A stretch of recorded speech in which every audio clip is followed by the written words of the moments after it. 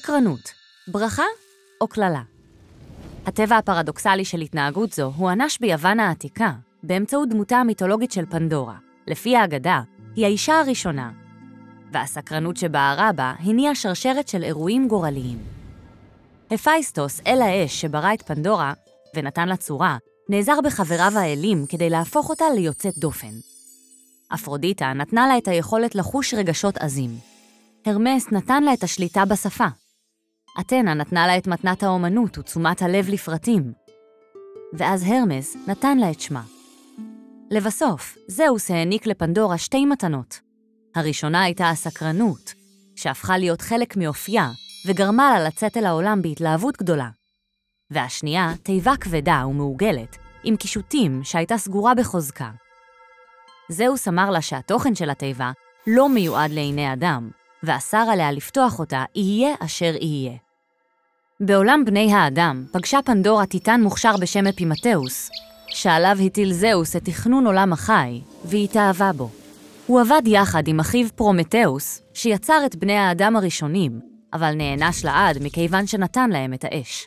אפימתאוס התגעגע מאוד אל אחיו, אך בדמותה של פנדורה הוא מצא לעצמו בת זוג אוהבת. החיים בעולם בני האדם מילאו את פנדורה בהתרגשות, אך דעתה הוסחה בקלות, והיא הייתה חסרת סבלנות מכיוון שהיא רצתה לדעת ולחקור הכל. היא חשבה לא פעם על תוכן התיבה הסגורה. אילו אוצרות היו יקרים כל כך עד שעיני אדם לא היו ראויות להם, ולמה התיבה נמסרה לחסותה? היא השתוקקה לפתוח אותה. לפעמים היא הייתה משוכנעת שהיא שומעת לחישות, ואת תוכן התיבה מרשרש, מתאמץ לצאת אל החופשי. התעלומה של התיבה הוציאה אותה מדעתה. פנדורה הפכה בהדרגה לאובססיבית יותר ויותר לגבי התיבה. נדמה היה שכוח שנמצא מעבר לשליטתה מושך אותה לשם, בזמן ששמה המשיך להדהד מתוך התיבה. יום אחד היא החליטה לעשות מעשה. היא בעטה בתיבה המסתורית לאחר שהיא חמקה מאפימתאוס. רק מבט חטוף פנימה חשבה, ואז אפשר יהיה לשכוח מהתיבה לעד.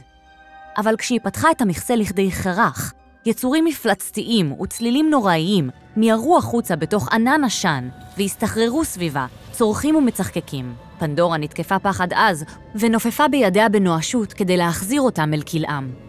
אבל היצורים געשו מעלה בענן אימתני. היא הרגישה תחושה מבשרת רעות כשהם התעופפו ונעלמו משם. זאוס השתמש בתיבה ככלי קיבול לכל האסונות והסבל שיצר, וברגע שהם שוחררו, לא ניתן היה לכלוא אותם שוב. בזמן שפנדורה בכתה, היא שמעה קול שמהדהד מתוך התיבה. לא היו אלה קולות לחש מצמררים של שדים, אלא נצנוץ של אור שבקע משם ברכות והקל על הסבל שלה. כשהיא הרימה שוב את המכסה והציצה פנימה, קרן חמה של אור עלתה משם והתעופפה לה. היא צפתה באור שהבהב לאחר כל האסונות שהיא שחררה, והסבל שלה הוא קל במעט. פנדורה ידעה שפתיחת התיבה הייתה מעשה בלתי הפיך, אבל יחד עם הסבל, היא שחררה את התקווה כדי שתרכך את השפעותיו. כיום, תיבת פנדורה מרמזת על ההשלכות הקיצוניות של עיסוק בלא נודע. אבל הסקרנות שבערה בפנדורה מרמזת גם על הדואליות שנמצאת במרכזו של הרצון האנושי לדעת. האם נגזר עלינו לחקור כל דבר ולהתעמק עוד ועוד בחקר האמת? או שמא יש תעלומות שעדיף להשאיר ללא פתרון? אם למדתם משהו מהסרטון, שתפו אותו עם מישהו. הסקרנות מדבקת.